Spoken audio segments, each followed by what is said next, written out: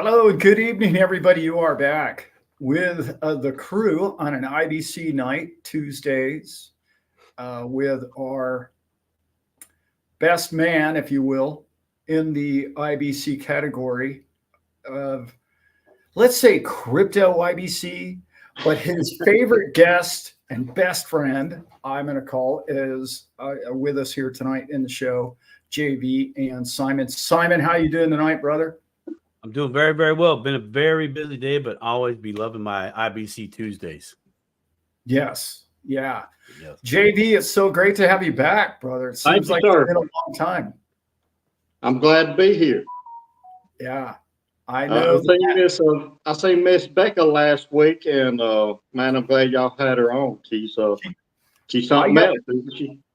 We got so many compliments about her presence on the show and just what it meant from a lady's perspective, and just it was really cool. She's got to be a regular for sure. Yeah, it's got to be. Yeah, man, it seems like it's been a long time. These shows go by so fast. I know. But the last time you were here, I know you made a massive impression on a lot of people. And so have a lot of people from the crew reached out to you, or? Yeah, I've talked to a lot of people. In fact, that's one of the best things about it. I get to meet a bunch of people, and everybody's got the same mindset, an abundance mindset. It's been great. It's been fun. Almost as good as going down to Panama City Beach with you guys that weekend. It is pretty cool, isn't it? Yeah. Really, thank you for making all that happen too, brother. That was, man. I had a blast. Yeah, it was fun. Yeah. A little crazy the first night. But, but it was, after that, we were good to go.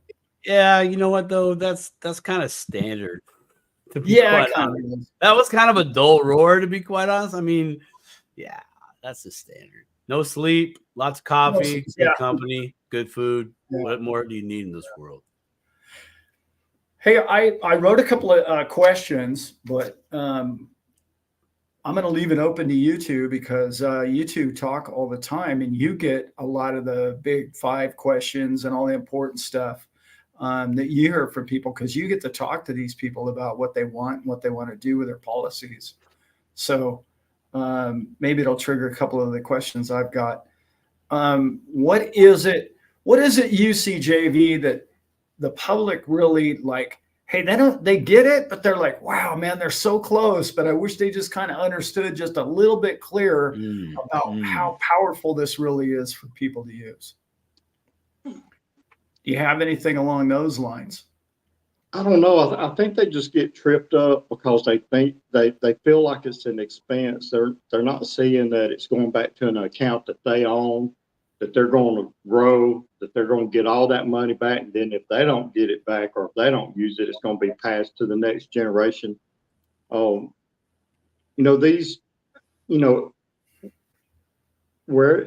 if you could just get your mind around who's got your money, where is it going? Is it working for you or is it working for someone else? And it doesn't matter if it's a $5 candy bar that you go down to the store and you spend $5. If you just get your mind wrapped around, because every time I go to do it, I hesitate because I've studied enough to where that triggers that $5 is going to be gone unless I have a way to trap it, to get it over in my system to where it will compound.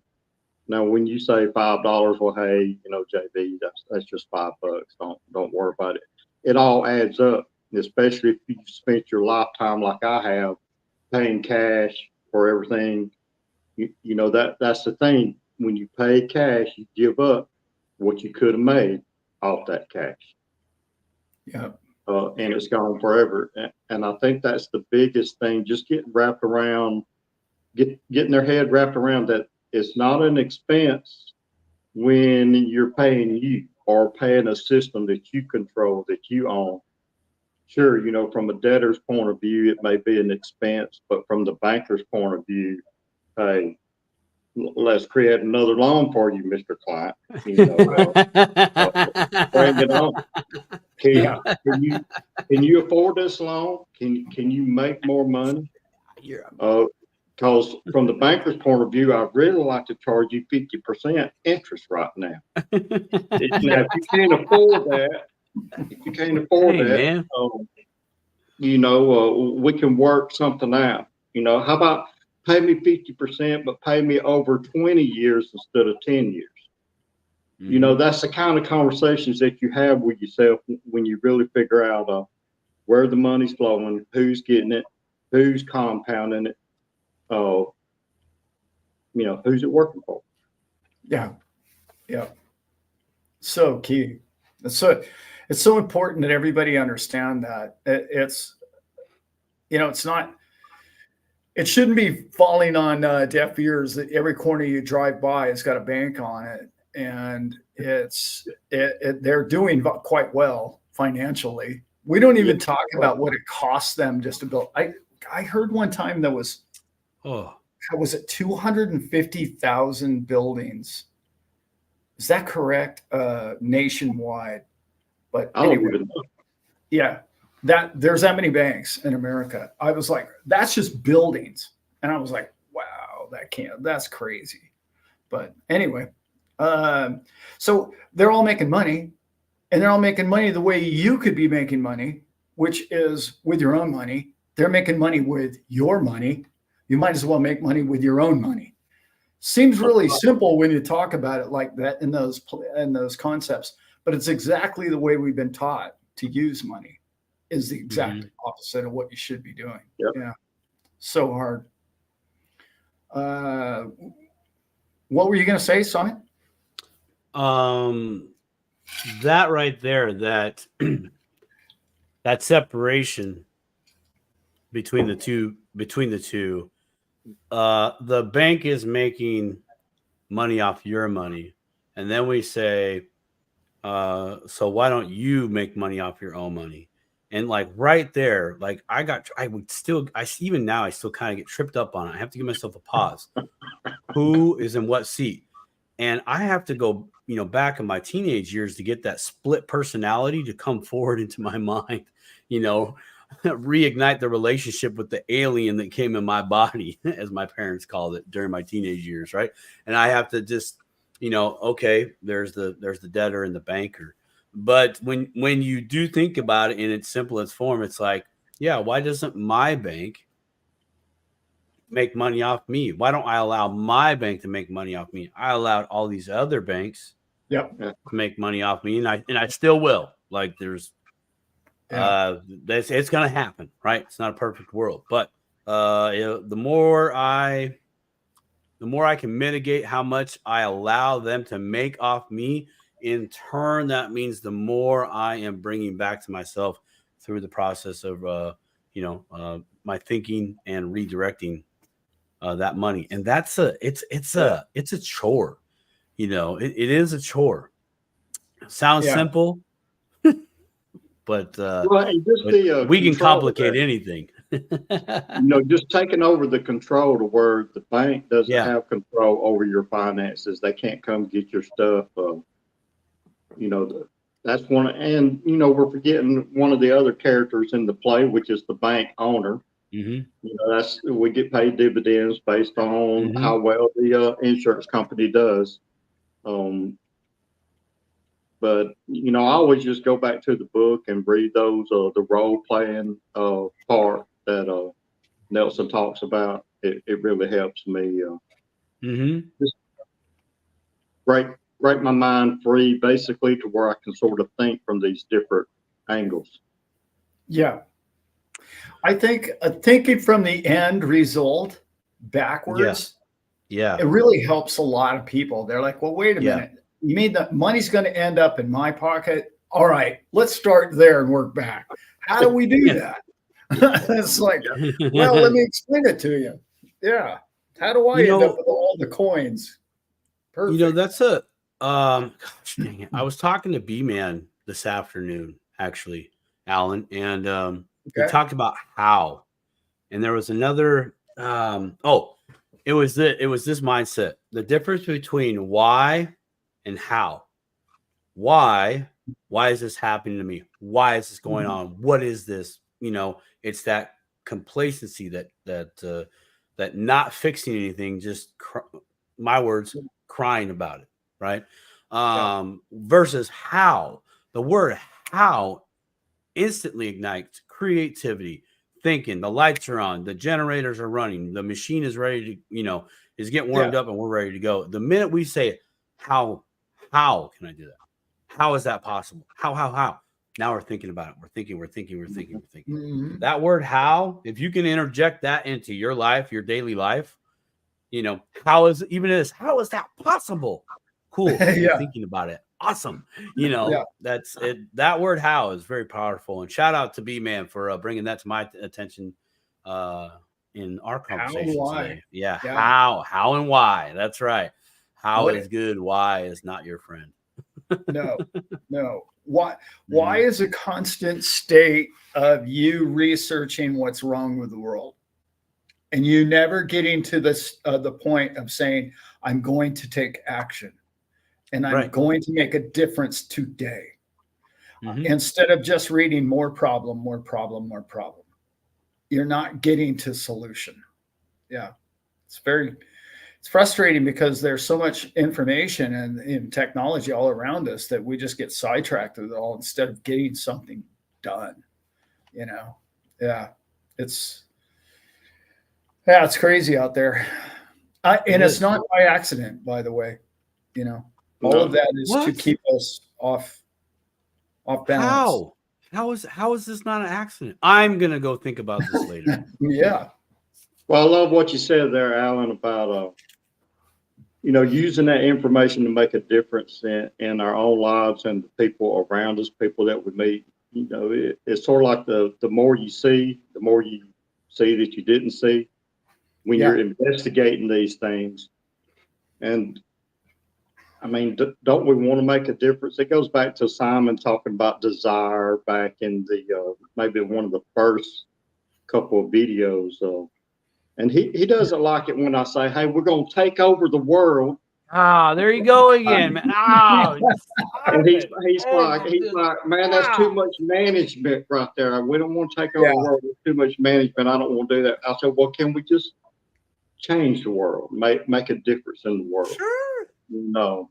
I think getting our freedom back and understanding who has control over us, who's pulling the levers, and how to get those levers back for ourselves. And money is a big piece of that. Everybody's out there fighting for money. I've been watching these little TikTok videos, just a feed that come through. This is on YouTube. But a lot of people are hurting. They can't, groceries is going up. They're paying 3 times, 4 times the price that they were, even in 2020.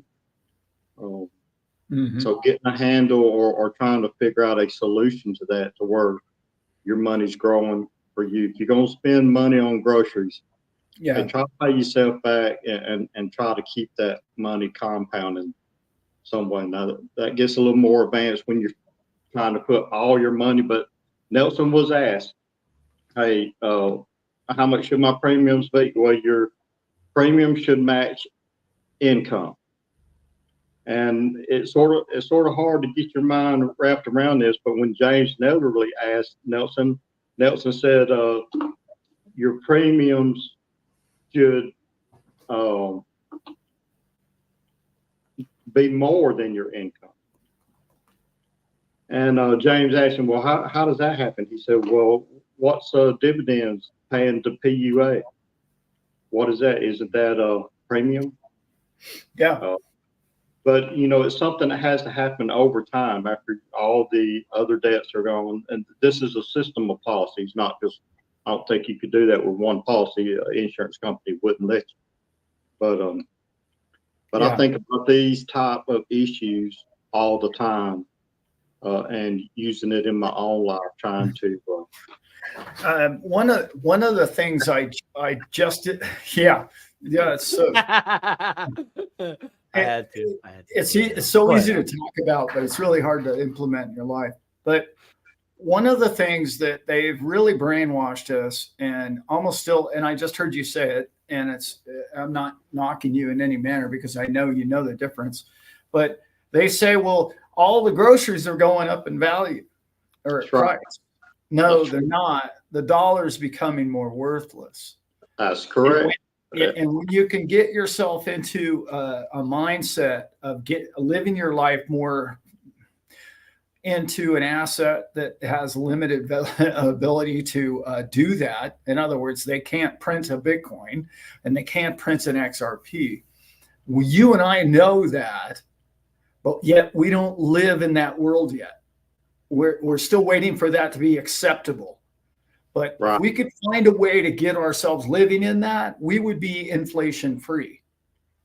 And that's such a concept for a lot of people to go, well, what do you mean? No, trucks are more expensive than they were before, Allan. You're wrong. And it's like, well, technically, they are more expensive, but not in reality, the dollar's worth less. And That's right. why has everything gone up at basically the same rate? That kind of tells you everything you need to know about money. But to get the average person to do that is this. Okay, we all know there's the Ponzi scheme, right? We got that. What we don't get is the deception of money. And that deception of money is the one that the little man has the hardest time with. And that is exactly that. That things, well, hell, everybody, my grandparents only paid it, like you were talking about, $5 candy bar. I remember they were 10 cents. Yeah. Right. Yeah. And it's just absurd, and you're like, well, that can't be. But we know it is. Is the candy bar better? No, I'd actually argue and say it's not as good as it used to be. But that's the world we live in. How are you going to get out of that? You got to do one of two things. You've either got to beat inflation at its own game, which is exactly what you're talking about, or you got to become your own banker. Because that's how they're profiting off of you. You got to do one or the other. And the first category is a different show. That's all the shows trying to make a buck to stay ahead of inflation. But this show is about how to become your own banker and beat them at their own game. And I got to say this because it came to me right before we were doing the show today. I was walking down to the office down here and I thought, I wouldn't even know what IBC was if it wasn't for the two guys on the camera tonight. And it's really been a journey of knowledge and education. And the difference, like we were talking a minute ago, was I didn't just research it, I implemented it. We did it. Right. I made it happen. Okay. Right. And then just talk about it and learn about it and watch Allan do 50 shows on Tuesday nights about it and never do anything about it. The doing about it is the part, and it doesn't cost that much money. It doesn't cost you that much money to do this and to show it to yourself that you can put all your candy bars back into your own bank account. I mean, it's not the more intimate you are with it, to where you're using it in your own life, you start to see more and more than just trying to research. I mean, we all start like that. You were, just researching, trying to figure out, hey, what is it about this that I don't understand it? In a lot of ways, it looks too good to be true, but it's really you that's doing it. You are the master of your own destiny. You're the one that makes the decisions. You're the one that, goes down here and gets a loan. You're willing to pay their interest rate. Well, pay yourself the same interest rate or better. The cost of capital. People don't think of, the cost of capital. In fact, if you got $2,000 just sitting in an account, what's it making? You probably, if it's been sitting there for a year, you probably owe yourself something because there's a cost of capital. It could have been somewhere else. So it's not necessarily just spending the money. just having the money sitting somewhere, as long as they're printing the dollars, that's what you were basically talking about. As long as we have all these extra dollars and everyone's just making the same rate, the salaries are not going up. And that's another thing. You are your best investment. You are your best asset. If you don't feel like you're making enough, do something. Get recertified in something. The more you make, the more you can fund, the bigger your bank can be. Or now I keep calling it a bank, but the book is called Becoming Your Own Banker. And I know we treat it, but it's just thinking like a banker. I know I keep saying bank, but it's becoming your own banker, thinking like a banker. Though, JV, when you mention I know we say the word bank, right? Like it's a physical thing, right? Right. But for me, that helps in my mind through this whole journey thus far, and I'm sure it will continue into the future. For me, in its simplest form, that helped me to separate the debtor and the lender, right? It really did, because and especially when I say my bank, right? So for me, that there was a lot more power that came from that when I'm saying this is my bank, even though it's you can't see it, per se, right? Right. My bank happens to be a contract, but we'll get into that later. But when I say that, that's my bank versus their bank, right? Friendly versus unfriendly. It really helps. It really, really does. But it is important to know that it is not like a physical location. We're becoming bankers, as you eloquently stated. We are becoming those individuals. We are becoming that process. And we are taking actions away from that same process that they control, right? And we're taking control and ownerships of that process with our own banking system, or negotiable instruments, or instruments that we use in order to achieve the same ends as far as the banking function and systems. And what we do with that system, I would argue it's vastly different than what some of those current, long-time standing traditional bankers do with their systems. I had an idea the other day, and it really applies here with this conversation we're having right now. I thought, okay, talking about like the Bill of Rights, right? What sort of, when you put your money in B of A, not picking on B of A, what rights do you have with your money? You really don't have a lot. You've given the money to them, and they, if you look at the red fine print and all their Bill of Rights of what they want from your money, is all in their favor, all of it. Mm-hmm. There's people running into issues trying to pull thousands of dollars out of the bank at the same time. It's almost impossible because they don't see it as your money. They see it as their money. Okay. So it kind of, the idea I had was, well, we could create a Bill of Rights that once you have an account and your own account, right? And that account becomes your, okay, what rights do I have when I open up an IBC policy compared to what rights do I have to my money when it's at B of A? And then it's such a vast difference. It's like, why would anybody keep a spare $10,000 in B of A when you could put it in IBC? Right. The difference on the plus and negative categories, if you wrote all the pluses and minuses next to each other, are night and day. And it's just nobody knows that. Nobody has been educated to that, and has, like you just said, JV and Simon, nobody's applied it. The very few that have actually applied it, then they understand it. Mm-hmm. And they see the benefit. Well, no one reads the fine print anymore for those companies.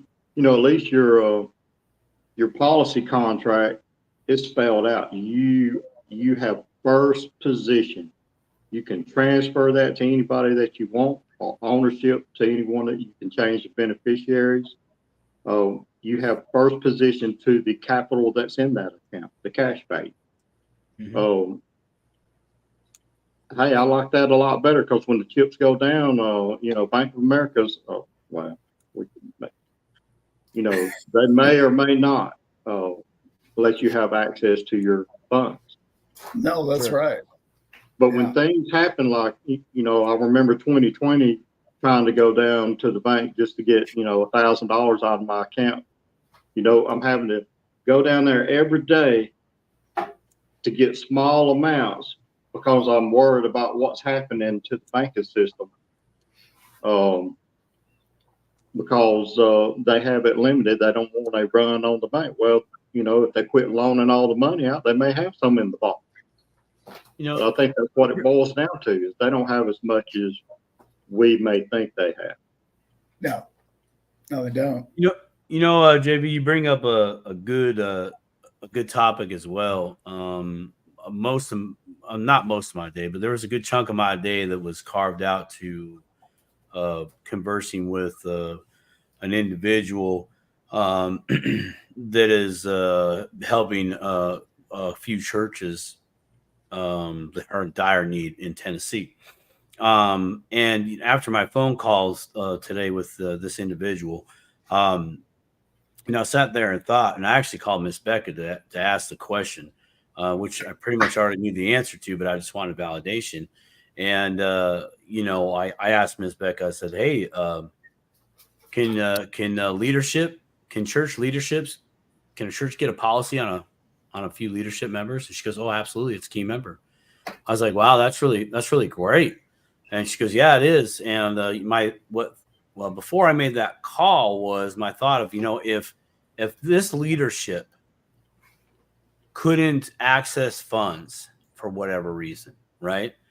They could go to the insurance company, and the church could take out loans on on those policies to rebuild the church or get resources, for their flock, if you will, or the community that they're in. Like, it could be just like that. And the loan repayment would just literally come again from how they traditionally acquire funds through that organization.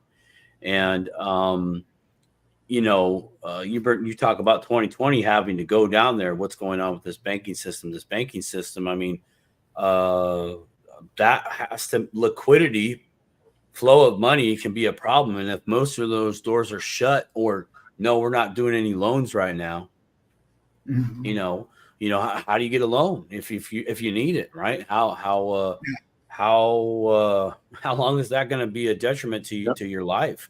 And I was, anyways, I'm glad you mentioned that, because I think that's a very cool thing that can happen with this strategy is you have the liquidity, emergency fund liquidity that you can have for a business or organizations, or, Allan, your foundation, your foundation that you and Elizabeth got going on, right?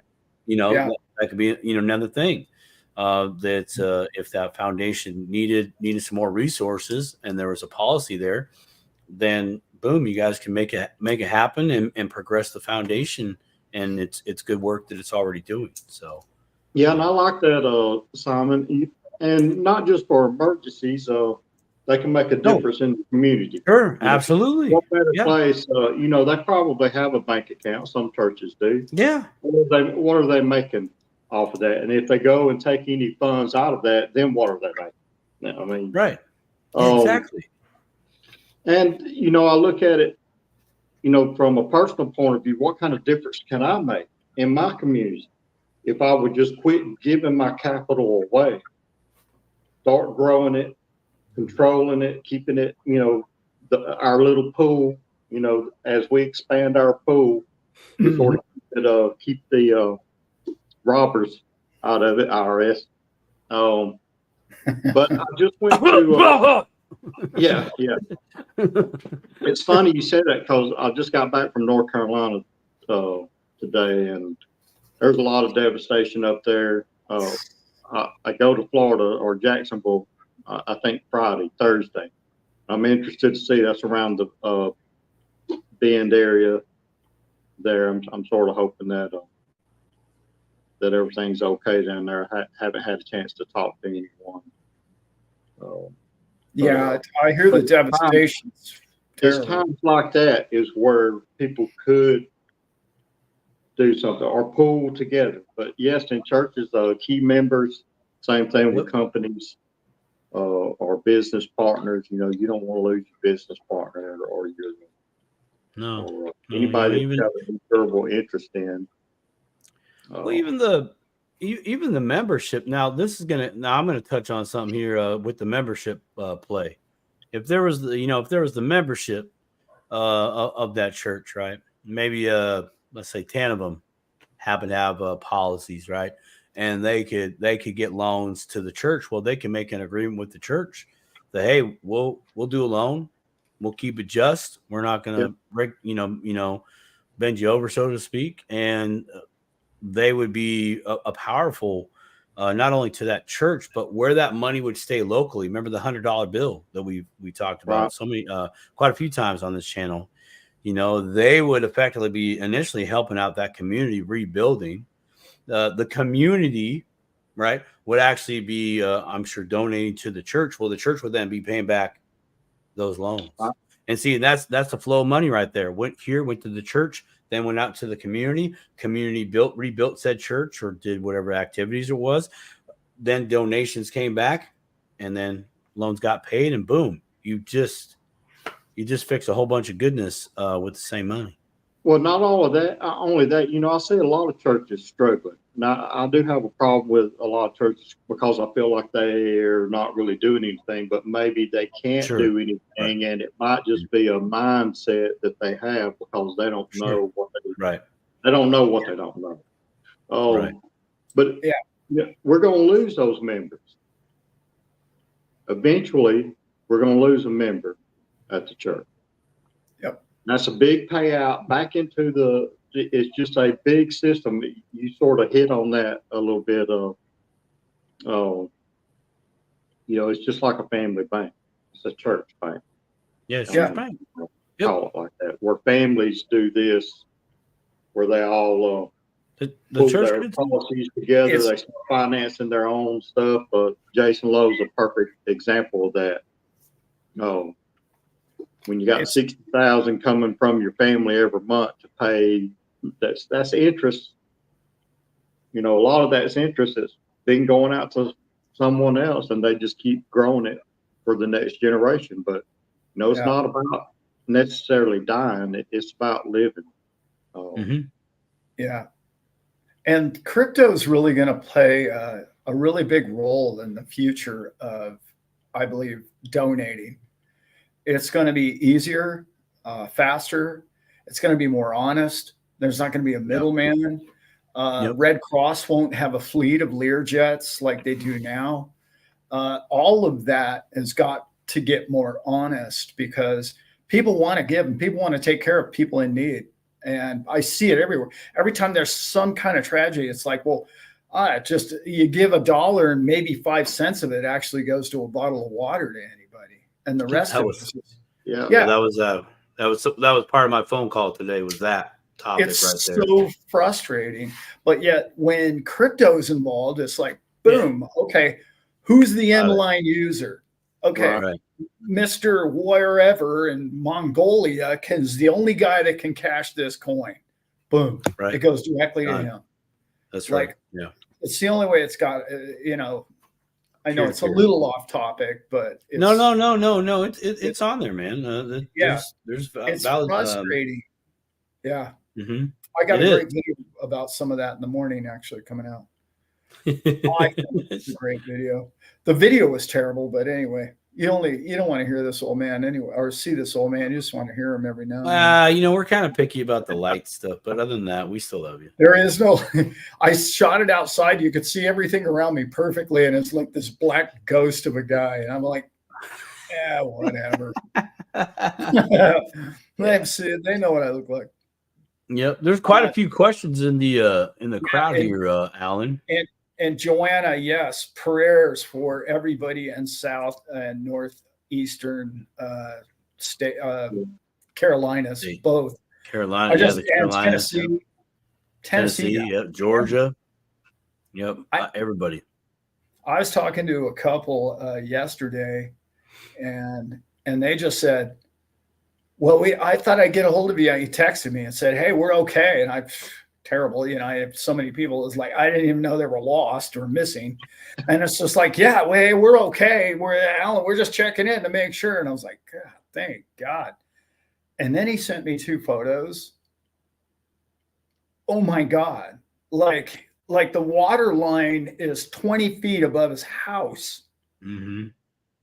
You're just like, how do you rebuild that? Unbelievable.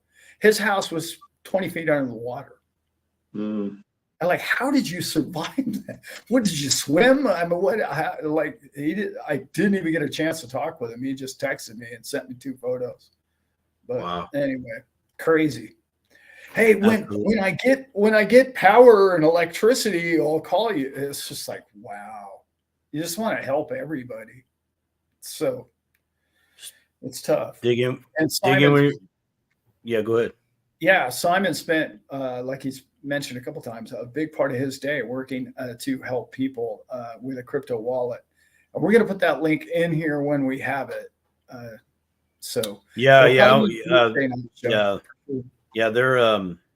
yep, we'll do that. We'll do that. Yeah. It's a little bit of process because power is is an issue and logistics are an issue. So. But it feels good to be a part of that that process. That most definitely very rewarding. Oh, it does. Yeah, it's cool. It's very, very cool. There's quite a few questions in the chat that I've noticed. Well, let's see here. I want to talk to Muleshoe05. They wanted a link of a place to get started. My question to Mule: have you read the book, or at least have you ordered the book, Becoming Your Own Banker? If you have, cool, great. If you haven't, go get it. Start reading it. But I will put. We can put JV's contact. Yep, contact info as well as myself, and I'm sure Allan will put his contact info down there as well, so you can get any one of us, and we can have a private conversation, talk shop, see where you're at, what your goals are, et cetera, et cetera, et cetera. Because this is this strategy is arguably a lifestyle to a degree, when at least your financial lifestyle. So we want to make sure we're make sure you got the book. You got to have the book. You definitely got to have the book. First of all, it's if you're not familiar, Muleshoe, it's an easy read. It's not complicated. Oh yeah, First time through, but it opens up so much of your brain that you haven't used in a long time and maybe ever been taught, that the second time through the book is revolutionary. Oh yeah, yeah, yeah, yes, yeah. I did Audibles. There it is. JV's got it right there. I did it on Audibles. That just worked for me on my ride, to the office. Ride home, anywhere when I'm in that ride, I'm listening to the Infinite Banking concept. Becoming Your Own Banker is the book, and some other books that I'm listening to now. And then there was another one just above that, Allan. Mr. Miskey wants to know if JV, can you work with people in all 50 states? Yes. Yes. Okay. Yes, and yes. That's good news. Yes, sir, he can. Yes, sir. And I highly recommend working with JV. He's been very forthright with everybody. Everybody that's gone back to me and said, actually, Todd and Bonnie are in the chat here tonight. And you recently, hey, they're hard. It's hard to tell who they are because their name is all tricky. Their screen names. The screen I name, like it. yeah. Yeah, Yeah. yeah. Here Let's they are. see, This is Todd. That's Todd and Becky. there. Oh, there we go. Yeah. TB and Okay. BCC. Yeah. Nice, nice. And that's After all kind that of debanking that has happened, this is a great safeguard or prevention. Yeah. There you go. but yeah, those guys been to the moon. Unfortunately, yeah, where he's in New Zealand. Nothing we can do for you guys yet. Actually, can we pause right there on the New Zealand thing? So I am in my own time, obviously my own time. I'm trying to herd everybody up that's in a different jurisdiction right now. Working with folks from Australia. There's a few groups there. Also seeing if there is any groups in Paris. As I've been contacted by a few there as well. So I can put New Zealand down on the list to see if there has been any contact with anybody over at the Nelson Nash Institute or any IBC practitioners. So I'm trying to just help herd everybody up, team everybody up, because I know, like with the folks in Australia that I've talked to and Paris, I'm writing a template of what you're going to want in a company over there, or what type of policies, the functions that we're kind of going after or that we're using here. Maybe if you can find 80% of those functions or characteristics within your jurisdiction, then this strategy literally can be implemented with a lot of different things. It just happens that dividend paying whole life insurance is the creme de la creme, if you will. Okay. Yep. So if there's a will, there is a way. So I just want to put that out there. Yeah. Thank you, Allan. Totally agree. It's the way it's so simple once you get it, once you understand it. It's like, man, what do we do? Why are we teaching this in school? What was it? Nelson said 10% could change the world. I believe he said. Isn't that what he said? Yeah, well, that was one of his goals were to see if he could get 10% to start financing their own, basically get out of the banking system, the traditional banking system. And he felt like that would be the tipping point to change America the way just everyone's in debt. One thing about, if you read the book, Nelson talks about the human problems. When you're using insurance like we're using it, it gets rid of some of the human problems. Pay yourself first. It forces you to pay yourself first, or you're not going to keep it in force. So pay yourself back. It strongly encourages you to pay yourself back to where you can use that liquidity over and over again. So a lot of the problems now, Parkinson's, that's a different animal right there. Expenses rising to meet income. I have a member, someone close to me, an extended family member, got a new job, making a lot more money, but now is back in the same position that they were before. And that happens because you just have to seize control of it, back to the desire thing, and funnel it to create your pool where you can work out of that. That's what it takes. That desire.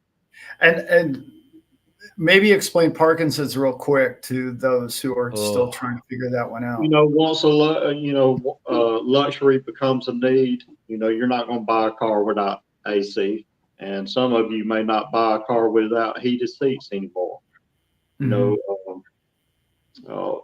same thing of expenses rising to meet your income. Being able to tell yourself no, have a little bit of willpower. Do you need it, or are you just getting it? Sort of the more you make, the more you spend, basically. Right. Yeah. You just stay level all the way up. And instead of getting ahead. Yeah. And Nelson basically said that if you can do that, you'll beat all your peers because they can't. Yeah, you win by default. Yeah. That's right. That's right. Right. I also, like I said earlier, I really believe that if we can get to the point where you can get yourself in a deflating asset and live your life in it as best as possible. I don't know if you guys know what Glint is, but like it's a credit card that you can use that spends your gold. You can save your gold. Also, if you can live your life in crypto, both of those are deflationary. Well, not exactly deflationary, but it's inflating at a very slow rate. Yeah. As its dollar value increases per se,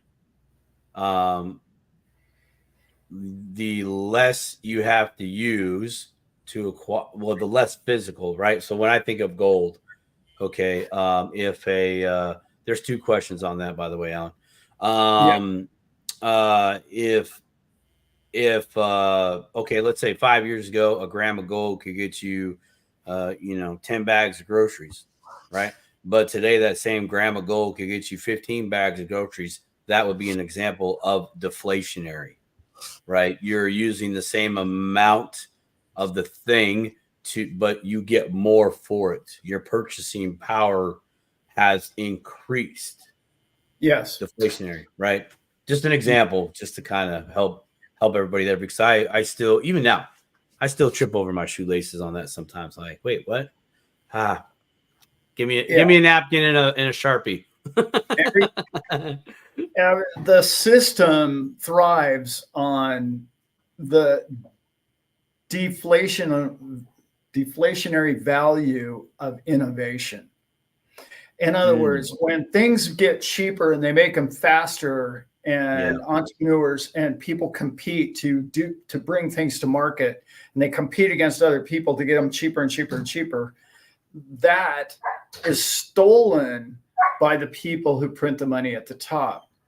It allows them to print even more because that deflation they soak up by putting more digits out into the market. And they understood that back in the early 1900s. And they said, oh, hey, look at this. We love what the Ford, factories are doing. But that taught them that, oh, these things are getting cheaper.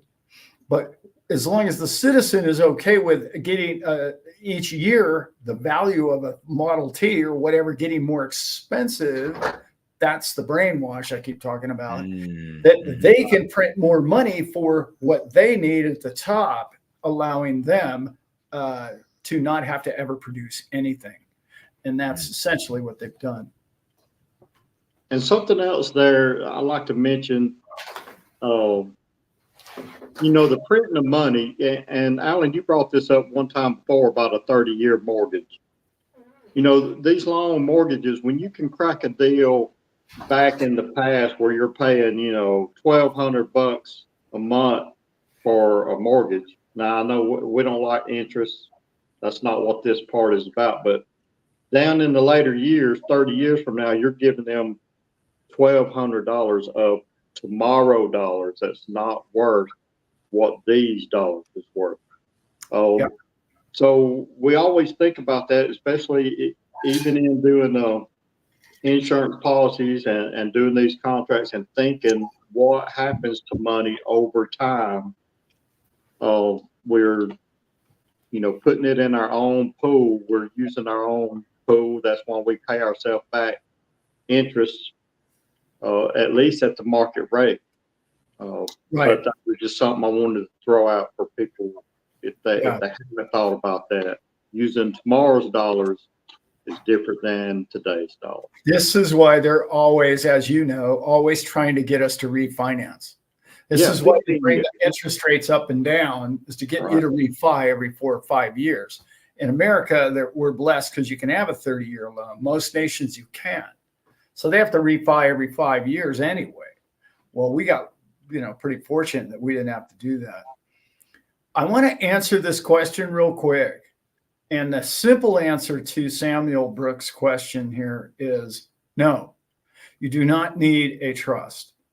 In fact, I would say, depending on what your financial situation is in life, unless you're a quite wealthy individual and you have a lot of very valuable assets, I would recommend that you got the IBC first, because it makes more sense on a long-term basis for you to get the proper trust and a good trust. And what you can do by getting the IBC first is you could actually, even if you needed to, purchase the trust with the IBC if you wanted to, is one play. But the other thing is later, when your assets, later in life, or let's hope in crypto soon, the bull market comes and you start creating a lot of money and you need to bury generational wealth and you're looking for a place to hide it. A great advantage is to open an IBC within the trust. In other words, the first example is Samuel opens an IBC account, a life insurance account. Example B is in the trust, Samuel's trust company, his EIN number basically, opens an IBC account. Well, the second one's going to be about generating and regenerating wealth. The first one's going to be about spending stuff and buying stuff and repaying it back, like we're talking about tonight. Food expenses, travel, the simple stuff that the big account is not going to be able to tackle. Okay. In a nutshell, that's the answer to that, in my opinion. And you can always transfer ownership of any policy to a trust or to another entity later in life. Yeah. I do sort of like trust and IBC. They seem to work together for a family. At some point, the whole idea is for you to get wealthy over time. That's right. Use one policy and get yourself out of debt and start using it to do your real estate, your crypto, whatever investments that you want to do. The whole idea is to get wealthy. Well, a lot of trusts, they defer. What I like about IBC, these policies, is you get these huge tax-free payouts. That's money that is not deferred. There is no hold or no, Uncle Sugar's not there trying to get. Well, I'm sure he would if he could, but yeah.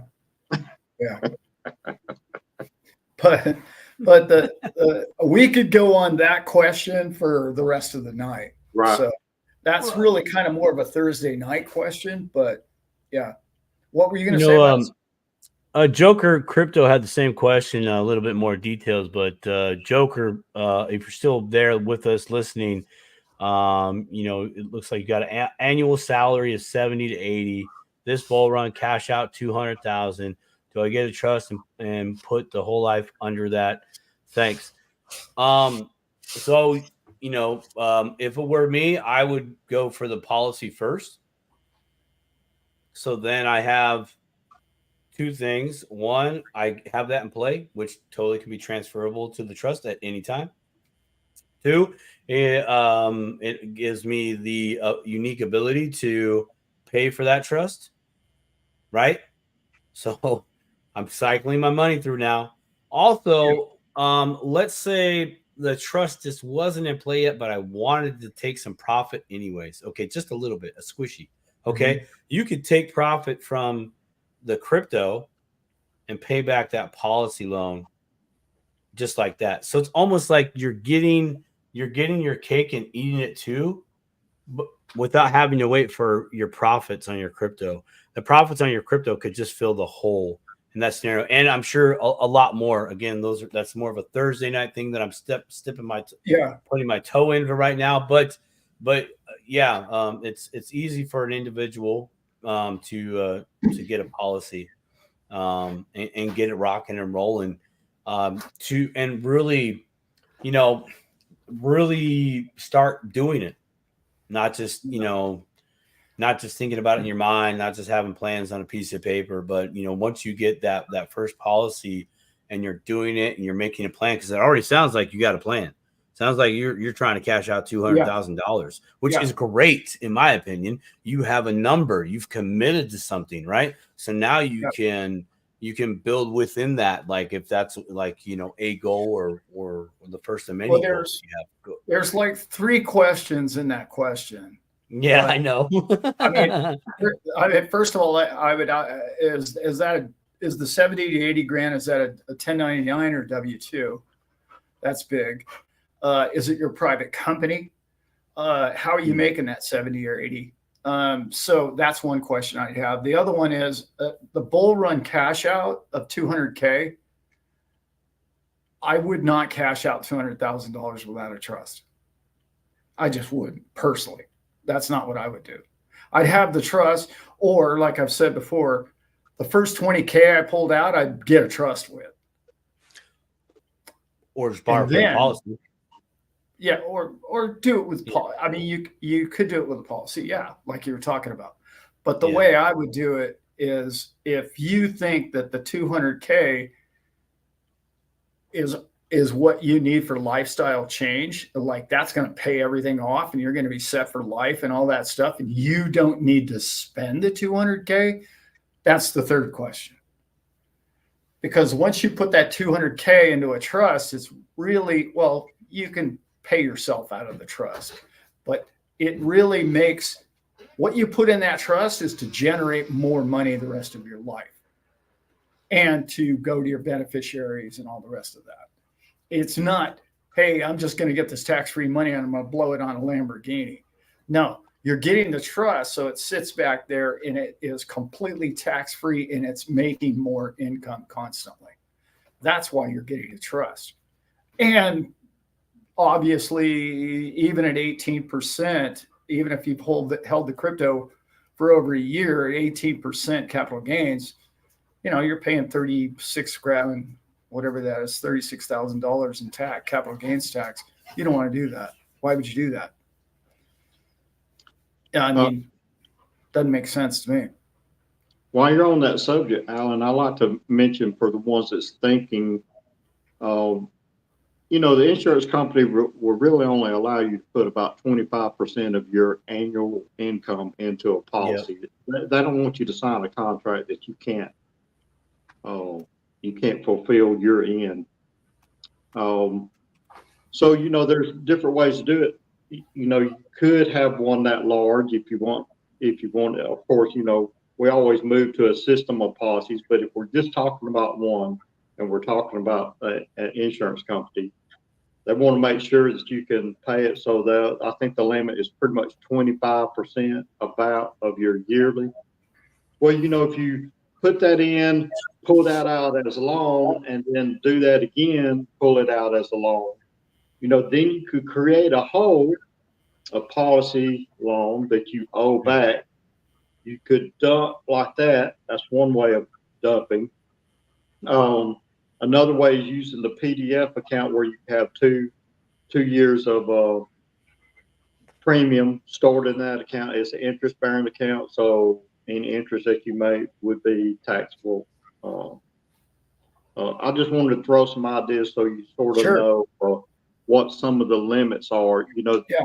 They're not going to let you just, unless you're making, $800,000 a year. The insurance company won't just let you dump $200,000. Now, if you have some assets, we can do a cover letter that says, hey, this is what we got, this is what we're doing, and then the underwriters may approve special cases. Okay, so let's say you have a policy for $25,000 now, and you get a windfall of $200,000. What's your strategy? What's your strategy then, Mr. JV? You already got a 25. What are you doing? You got 200 grand came to you. What's your first move? I'll be trying. I would hope that I have a policy loan that I owe back. That'd be my first move. Right. I'm hoping that I'm close to the second year where I could pay next year's. Okay. I'm hoping I could start a new policy, and I hope both of them's got PDF accounts. So that's roughly 75 grand right there, right? Now that's if we're not bringing a trust up in the, in my mind it goes to a trust, but we're even with a trust. we're just talking about policies. I might be running out and telling every one of my kids, hey, get a policy on you, just transfer it to me, I'll cover it. So it'll be on their income. They transfer it to me after they get it, and I'm the one that makes the payments. So they're the ones that have to go through the underwriting income. So it probably won't be as much as maybe what I make. But once they get one and get it transferred out, we may be able to go to another insurance company and get another. There's ways around it if you want it done. Yeah.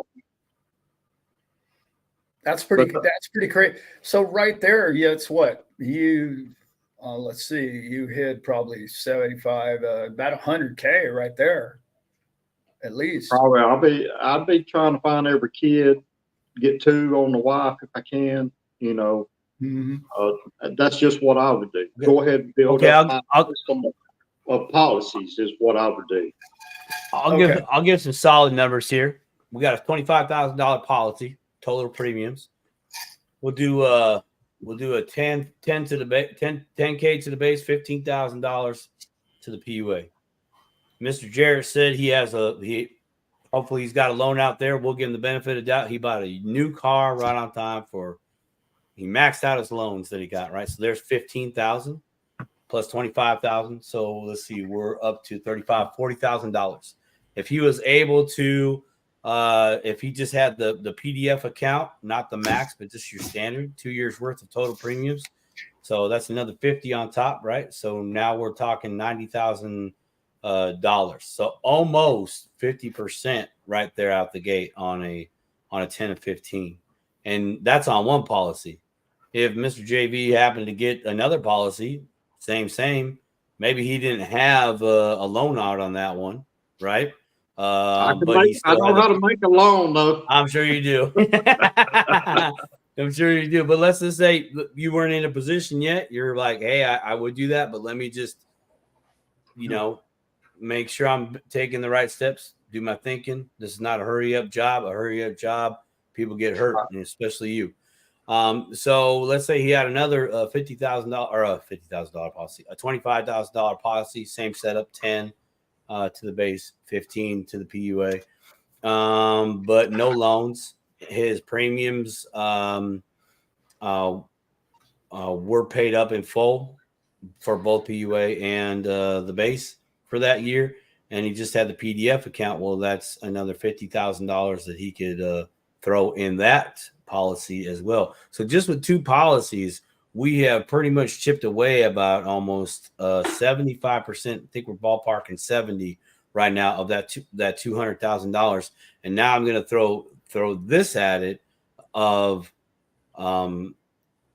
before I would get another policy, I would sit there and go, now, can I make sure, am I making sure I'm going to be able to take care of these 2 policies like I already did? I would check my situation, right? Because I got the policies before windfall, right? I didn't get the policy during windfall, right? So if I was thinking about another policy now I would sit down and go, okay, I got, I got another $50,000 sitting there. We all agree that's not a good place to be.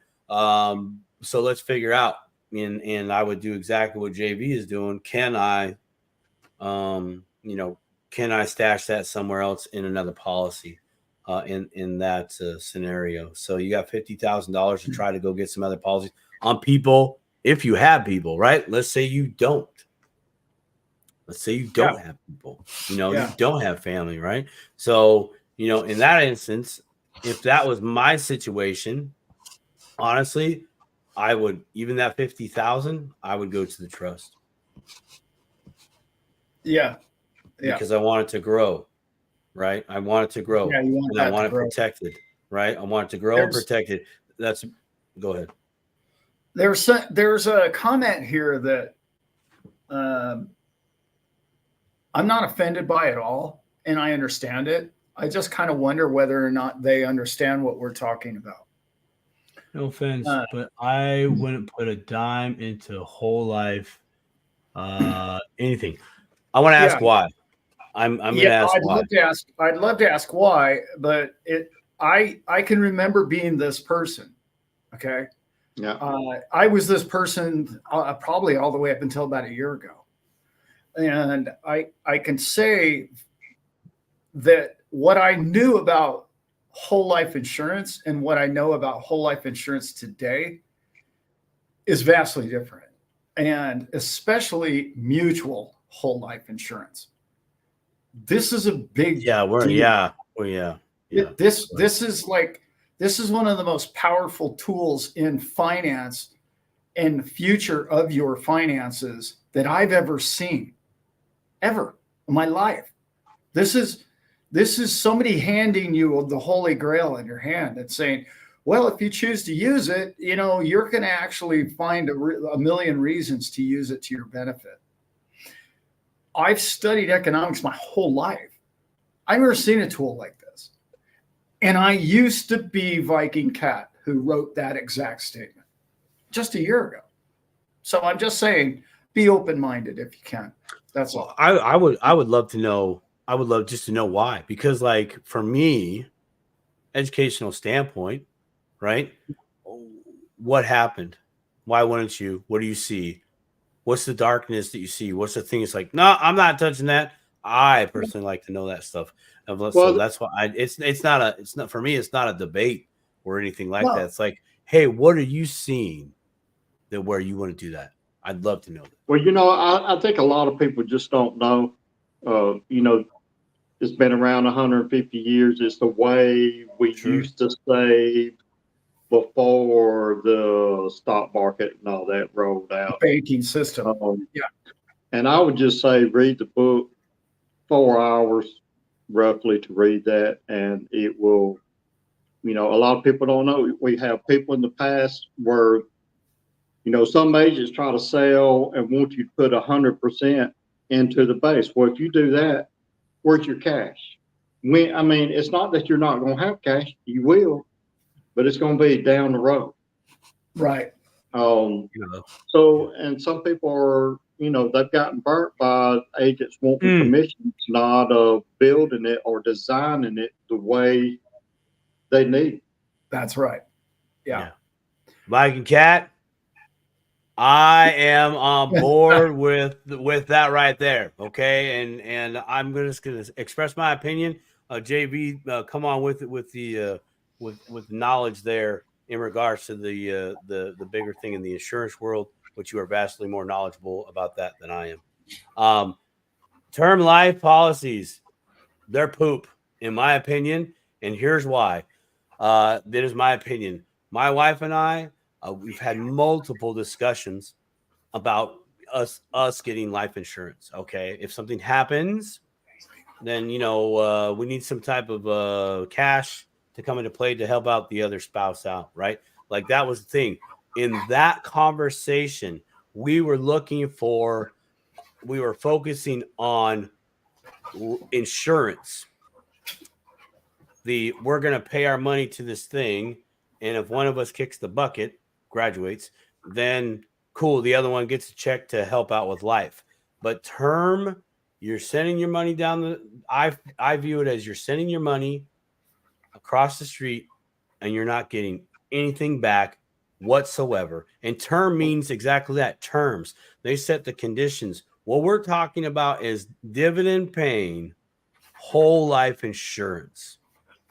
It is a whole different ball game, a vastly different ball game. It's not even the same thing. It's not It the really, same product. it isn't. And I'm so glad that you're speaking up in the chat and sharing with where you're at. So Viking Cat, thank you so very much. Oh yeah. Because you wouldn't have known we wouldn't have known, and here we are. So JV, can you touch on term life versus whole life? Well, I'd Dividend like to paying whole life. say, I'd like to add to your statement with a mutual company that's Yeah. been paying dividends for over 150 years, not IUL, not an index universal life or anything that's tied to a market. We want a contract with guarantees. We don't want any moving parts. One thing about term, that was started. I mean, term's been around a long time, but you hear the saying, buy term, invest the difference. That was a slogan that a company did years ago. And for some reason, that's what you hear a lot of. And I'm not saying that's a bad thing if you invest the difference. Most people don't invest the difference. That's They right. pay the least amount. We're talking about human problems. A lot of money, capital issues are our problem. We did it to ourselves. First of all, if you're going to invest the difference, there's always a risk. If there's no risk, then it's not invested. And whole life insurance is not an investment. No. But there's no cash value in terms, so you can't borrow money to finance your life. That's our problem. We're giving our money away. We go work, we give our money away, but we still have weddings, we still have expenses, we have air conditioners breaking, we have cars. If you just finance just your cars alone throughout your life, once you see the picture of that and you're paying yourself the interest, you can sort of see where that goes. Term is you're also renting insurance. So, if I'm 40 years old and I get, a term policy, it doesn't matter because at 45, it's more expensive. At 50, it's more expensive. 60, it's more expensive. And at 70, I'm not giving them $20,000 and I don't even want to see what the price is next year. But that's what happens. Anytime you hear annually renewable term, that's what's going on. The older you get, the more expensive it gets because they know the chances of something happening to you is increasing. Increased. I heard somebody say it's almost like being in a hot air balloon that's on fire. The expenses is going up so much, but you want to keep it because you've already spent all this money. And now when you're younger, you haven't spent that much. But as you get older, once you pass 60, it starts getting extremely expensive to where you're trying to figure out, well, hey, do I want to pay it and, have my chance to get my $500,000 or whatever the term is? Or, if I give them too many of $50,000 and it keeps going up 20, 30,000 a year, it don't take long to get to the money that they were going to give me. But that's okay. Now let me be clear. I had a real simple way. Go ahead, Allan. Well, I had a real simple. You touched on it. I had a real simple way of explaining this, and it's essentially like the difference between owning a home and renting a home. When you're paying the payments of owning a home, the money's going to you, essentially. I know there's a lot of interest in there, but you eventually can borrow against the value of your home. Right. When you were renting, it's going out the door, and there's no way for you to borrow against your rental property. In a nutshell, that's the difference between the two. That's the way I always looked at it. Like it's cheaper. It is a lot cheaper. I'll tell you, term's cheaper in a lot of ways, but you're not getting any value in the long run of life, is the way I see it. And I'll say that the whole life, it is cheaper at the beginning of the term, and it's more expensive at the end. And really the way whole life works is they've leveled that out. So you are paying more at the beginning, but you're paying less at the end compared to what you would pay if you were paying term. if that Yeah. makes sense. That's right. Kind That's right. of like a mortgage now, right? A mortgage now, like JB, you and I have had this topic, or we've talked about this topic. You've compared your house mortgage payment versus mine. Well, you got your mortgage payment a lot earlier than me, so yours is smaller, and you have that. You have it. You have a better deal now, as opposed to better than I, right? in that same scenario, right? But I know, hopefully, fingers crossed, that my house payment will be lesser than others, and we have the same house theoretically, right? Yeah, and that's kind of that's a great an example, Allan and JB. Yeah, it's one of the most confusing and misunderstood things on the face of the planet is life insurance. It's the most miscombobulated damn thing I've ever seen. I've seen brilliant financial minds do YouTube channels, and they have hundreds of thousands of viewers, tell you exactly that you should get term and you should never have a mutual whole life insurance policy. And it's just like, how can they not get it? Like, right?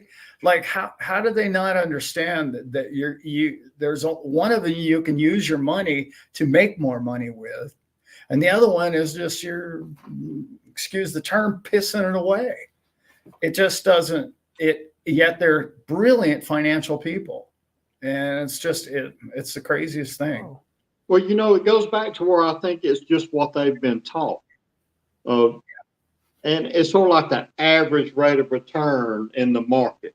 Well, we know what the average rate of return. You can have a 25% average rate of return and still end up with zero. Just depends on how the market moves, how much, when your money's in and what happened. Yeah. But yes. Yeah. It's sad but true. It's a very confusing subject. The book clears it all up. The book makes it so simple. It just really does. It just says, look, just use it like this. Because the beauty that I always understood, I tell the story all the time. It was page 43 or something like that in the book. I realized that mutual whole life is simply a contract. That's all it is. You have the right to use this product freely in all these different ways. And you have a contract with a company that's been around hundreds of years that is not reneged on the contract in which you have signed with them. That's powerful. To me, that's when I got it. I was like, they're going to let me do this with my own money, with their money and my money together as a mutual company? I'm in. That's when the light bulb for me worked. Yeah. And also you got a lot of finance companies that buy money from large insurance companies. They turn around and they loan that out, so you're in a position where you can get you can get it at wholesale too. The insurance company's money. Sure.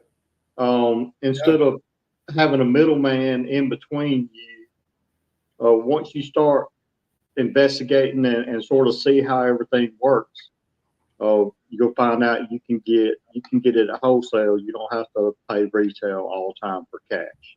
I mean, that's really what we're doing. We have a store. Our product is cash. That's what we're creating. That's what the grocery store example is all about. You're creating a store, and your product is cash. Well, you don't want your cash walking out the back door. You want as many customers that want your product, preferably your family, other people that want loans that you trust to, I think a family bank is probably one of the best ways. And I'd rather be my own client. Nobody's going to pay it back like I'm going to pay it back. Yeah. Mutual whole life. If you're a diligent person and you understand money and you want to get good at money, start off with I Cody asked in there, hey guys, how small a policy can I start with? Yeah, it's not much. And once you learn how to use this, it will free your financial future because you'll see the power of it. Yeah. Yeah. Well, I like the way you said that because it frees your mind. Once you understand, you start seeing things that you didn't see before. Yeah. Oh yeah. Oh yeah. Just reading the book will do that. If you you may have to read it reading the book and listening to the book, man. Ooh, man, my mind was running. And then when I got my first policy, man, I already had loans planned out. Like I was knee deep in the process as far as how am I going to use this? How am I going to use this right? There's that word again, by the way. How am I going to use this? How do I want my benefit? Where's my great benefit that I want right now and later and etc. Man, and it's been such an exciting journey, and man, it's going to be an even epic journey from this day going forward. I know, and to answer Money Paradise, Cody, his question, from what JV and I have discovered, you could do to do this process, right? You could get a policy, a 50-50 policy, 50 to the base, 50 to the PUA, okay, for $2,000. But that doesn't mean you have to pay $2,000. What that means is we're doing 50-50. So you have to do $1,000 per year. But it doesn't but the payments, you get to choose your payments as far as frequency, annually, semi-annually, quarterly, or monthly. JV, correct me if I'm wrong. You could switch that up on your anniversary date at any time. That's right? Maybe one year you went all in, you did 1,000, you got your base premium taken care of, and now you're just working on PUA. But then next year, times got hard. You could call up, hey JV, I want to switch my from that. I want to switch up my payments from annually to monthly for a time being. No problem, done. No fee, no nothing. Boop, boop, boop, done. Yeah. So that's and we broke that down because we have to meet what when I say the base and the PUA, that base is our contractual obligation, right? Because we are getting life insurance, we're getting whole life insurance, right? So that's our end of the bargain. We have to meet that obligation year over year, but $1,000 divided by 12 is $83 and change a month. Okay, that's like 3 TV subscriptions: Netflix, Hulu, and Disney, right there. Plus Starbucks if you're into the Starbucks scene.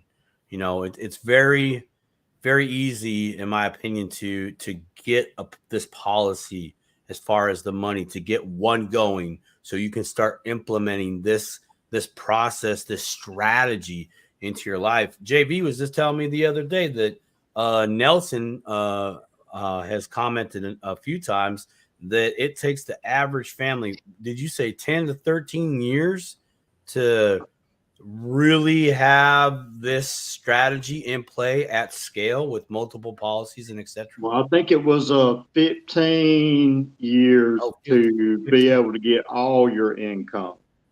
Oh, okay. You can't do that overnight. And to go back to the gentleman that was talking about whole life, or he doesn't trust whole life, or he doesn't know whole life. If you get a chance, you can read the book and just read Arrival Syndrome. We just go by what we've been told, what we think we know, and then later on, that's what makes me upset. Is here I am, 56 years old, and now I know because I dug and I didn't listen to the Dave Ramsey's and the different ones out there talking. I found out on my own. Yeah. That's the difference. If you dig on your own, you'll find things that you thought were true. I find out that they wasn't true. I say this a lot, and it's nothing personal against Mr. Ramsey or Right. The other gal, that worked for my generation. Their strategies worked for my generation. Those strategies don't pencil out any longer, period. You cannot do finances the way the 60-40 done. That's over. And on top of that, just your property taxes alone, okay, will eat you. Insurance, property taxes will eat you alive in today's world, percentage wise. I'm not even talking about inflation and all the rest of it. I'm just talking about that alone. You cannot stuff a mattress with cash and expect to make a future out of yourself. I'm just sorry. I've tried to pencil it out for 20 years and it hasn't worked for at least 10. At least 10. Yeah. And going forward is less likely. Yeah. But you can start stuffing the mattress with some of these mechanics and principles that you're going to learn in the book. Like pay yourself first. Yeah. Yeah. If you, like some of us out here in the world, this may come as a surprise to you too here on camera, saving money. Saving money is a challenge for you, right? You can write it down all down on paper, but yet you look at your bank account and you're like, zero again. Why? You should be asking how. But well, you know, in the past, that's a great way. I'll stuff my mattress for a little bit because I need to learn how to save. I need that action to go on because maybe I don't know that or learned how to do that. What's up, JP? Yeah, but stuffing your mattress today means DCA and into XRP. That's what stuffing. I'm not holding on to that. I'm just trying to. Yeah, well, yeah, I'm totally just putting it on the side. Ramsey isn't teaching anybody that. No, yeah, no, because over the years I gave up on saving because I would save, but when an emergency came by, I would have to bail myself out of the emergency, and then I didn't have anything left. And then I felt, well, hey, I got to start over. But the second rule of paying yourself first with interest, or paying yourself back with interest, that's really what we're doing. That's what these false, whole life is the best place as far as I'm concerned. You know, they want us in the market. These 401ks, all those are tied into the market. You know, I'm gonna put my money in because I get a match. Well, your employer has already decided how much of a match they're going to give you. You know, maybe you could say, hey, I want to opt out. Can I get more on my salary since you guys have already calculated in the 4% match you're going to do? It just means that it's sort of like a 0% car loan. There's no such thing. You know, you're either not getting the rebate that they did have for the 0% car loan. You know, it's just trying to look behind the scenes to see exactly what's going on. Nelson said, if you know what's going on, you'll know what to do. Well, all we have to do is start looking and paying attention. They don't give you anything for free. And there's so much risk. You know, when my dad lost half of his money during 2008 and was never able to get that back all the way up to 2018, and then we lost him. You know, stuff like that makes me mad. And that's why I'm passionate about getting people to just see what they're doing, who's got control of your money.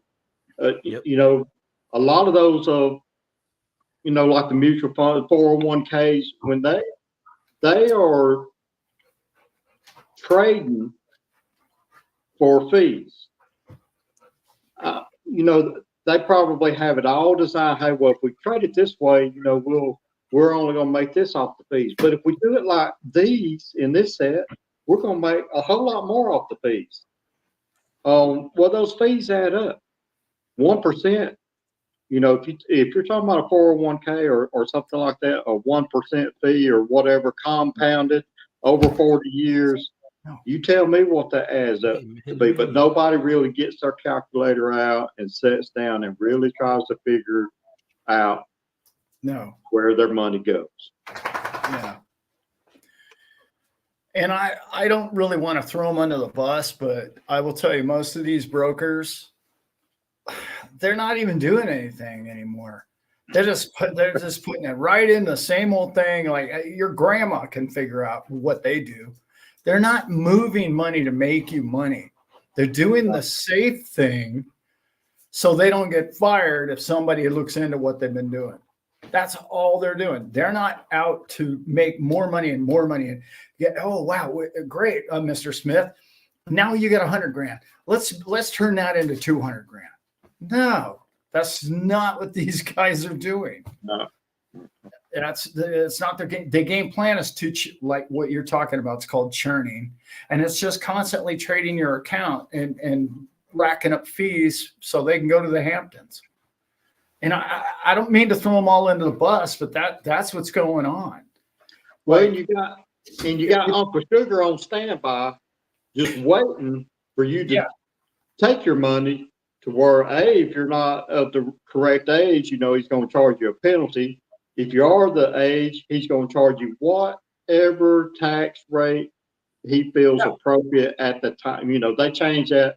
That's maybe right. it'll be lower with Trump in there. I don't know. He seems to be tax lower, our lower tax lower candidate. But we don't know, and we don't know who's going to be there after him. We have no idea what the tax rate's going to be in the future. But they always told us, hey, just save your money here. That's not saving, that's investing if you're putting it in a 401k. And later on, you're going to be in a lower tax rate. Well, why am I going to be in a lower tax rate? Because I'm only making $20,000 a year. I don't want to be in a lower tax rate. Yeah. I don't want to pay taxes, but I want to be in a higher tax. That means I made something to where I can do something with my life, not just eat beans and rice. Right. There's some inside baseball with all that 401k stuff too. They are absolutely the last people to get paid. You're last in line. Yep. Your broker will be clear out of all of his higher ranking accounts before that one. Yeah. And when there isn't enough shares to go around, they will have to be bailed out because there's rehypothecation times 12. And if we ever had a 1929 again, it would not be pretty because the tide would go out and it'd be a lot of exposure. And it just wouldn't be a good day. I can tell you that. Yeah, it's sad because you don't own what you think you own. You really don't. Right. Yeah. It's an interesting world that we live in today. I find myself saying, well, everything I knew about finance and economics my whole life long has been proven to be a complete lie in the last probably year to 15 years of my life. I've learned that virtually all of it was a lie.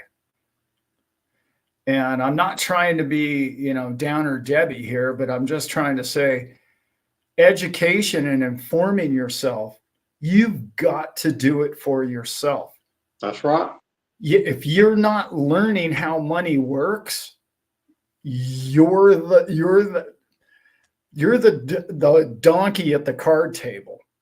Period. That's it. You're the mark. You are the mark financially. Yeah. And it's so empowering to finally take control of your finances and say, well, I'm going to do this because I learned about it.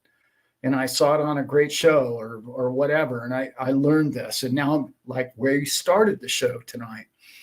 Don't just study this stuff for a decade and not do anything about it. Right. Like Simon was saying, take $1,000 or $2,000 and open something up and then show yourself what you can do with these contracts. Yeah. Yeah. I mean, you don't even need to start with 1,000. Okay. And I'm throwing this out here for a reason. Okay. Because for some, saving up $1,000 is a challenge, but working in a payment into one's budget is far easier. Like you could get a policy You know, you could literally start with a couple $100, okay, and a couple $100 is doable. Viking Cat, I know you said you can't afford a home out there, make decent money. Viking Cat, you literally could, if you want to. You could take that first initial $200, get things rocking and rolling in the right direction, and work it in, you know, and keep it going. And now you have the thing. It's like Viking Cat. I assume you're into crypto at some level. It's when you first took action and you bought your first crypto, however much that was, $20, $50, $10, you know, you're in. Now progress from there. Yeah. Man, I like what y'all are saying, because both of you are saying, you know, Allan, you're saying, you know, get educated. These things, it's always made me, you know, when I found out, I was upset that I didn't know all this stuff all my life. You know, just learning it over the last couple of years, spent like 6 months, you know, really digging into it. And you're basically, in a lot of ways, are saying it all ties to the same thing. We have to build it ourselves. Nobody's going to give it to you. Nope. You know, you can't trust a lot of people. And I'm not saying everybody in the financial world. I mean, they don't know. There's a lot of agents. They ain't even heard of IBC. And they don't know how to set it up. They don't know how to design the policy correctly. If they did design it, they'd be designing it on a commission mindset. You can't do that when you're setting up an IBC policy. It's not about the agent making a commission. It's about the agent having a bunch of friends that's got their own banks, and we're all investing together one day in the future. Yeah, the unseen. We're all helping each other. And stuff like Bitcoin has made them all look like idiots, that they really are, because they didn't understand something. They said, well, that's not right. And that's not, well, don't do that. And boy, don't buy XRP when it was 0.2 of a cent. You know, don't do this. Don't do all that stuff. Just proves to anyone who owns crypto, these people say they're the authority, but they don't know what they're doing. They clearly don't know what IBC, the power of Nelson's book, or they'd be using it for themselves. And they're not. That's right. Yeah. I mean, can you imagine? Just think about this, guys. If you made $400,000 or $500,000 a year and you use this policy, I mean, do you have any idea how wealthy you would be within 5 years? Oh, Allan, oh my gosh. It's insane. That day is coming, man. I know. $500,000 a year. And dude, my policies for everybody. Yeah. Oh my gosh, man. I'd be going out there just trying to make friends with people. Hey, do you have any life insurance? You know, yeah. You know. Talk about creating generational wealth. Yeah, I mean, not just for my family either. You know, it's so powerful. Others. It's so powerful that within like 2 months after you paid up, right? Within 2 months, you're looking for more debt. And you're looking for financial debt, like buying real estate or buying companies or businesses. And it would just snowball in its size. It would just continue to climb.